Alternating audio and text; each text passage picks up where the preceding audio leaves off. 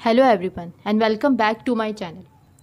Today our topic is urine formation and this video is just a review.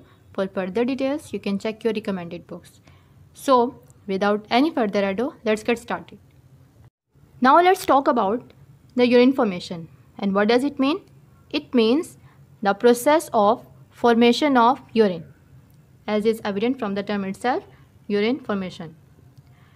And it takes place in the smallest functional unit of the kidneys. Here we have the kidneys and we have the smallest functional unit that are known as nephron. And these urine formation takes place in 3 stages. What are these stages? These are glomerular filtration, tubular reabsorption, and the last tubular secretion. Through these stages, the urine is formed. So now we will focus on each one and look at this in a bit more detail. So first we have the glomerular filtration. What does it mean? It means the movement of substances from the glomerulus into the capsular space. And the blood flows from the renal arteries to the afferent arterioles into the glomerulus. Then the filtrate moves into the Bowman's capsules. In the yellow, this is the filtrate that moves in the Bowman's space. Then the Bowman's capsules filter this fluid. Basically, this filtration takes place through the semi-permeable walls of the glomerulus.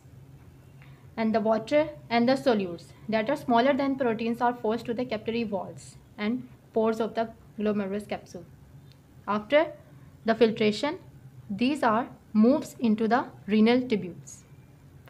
So here we have the glomerular filtration, in which the filtrate is filtered and the fluids are filtered in this. Second, we have the tubular reabsorption. And what does it mean? It means the movement of the substances from tubular fluid into peritubular capillaries. And these capillaries then carry the reabsorbed fluid into the venous circulations.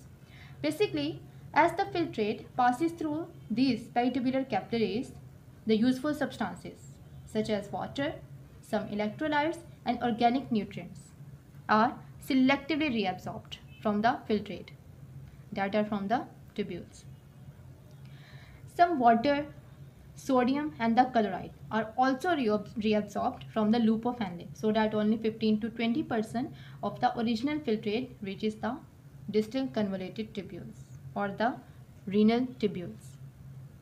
So here is all about the tubular reabsorptions. It means the movement of the substances from tubules into the peritubular capillary. In the last, we have the tubular secretion. What does it mean?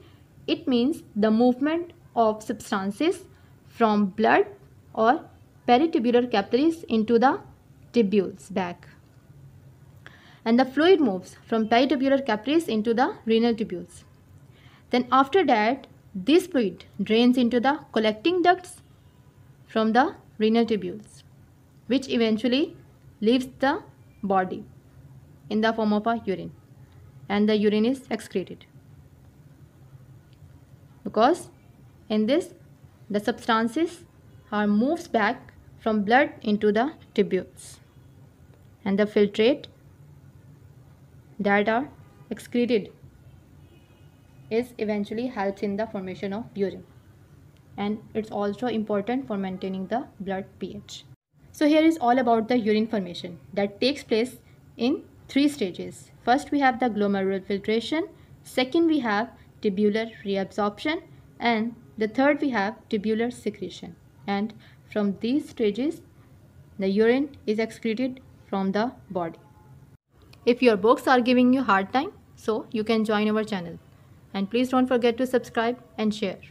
And for my untidy handwritten notes, you can follow me on Instagram. Thank you and take care.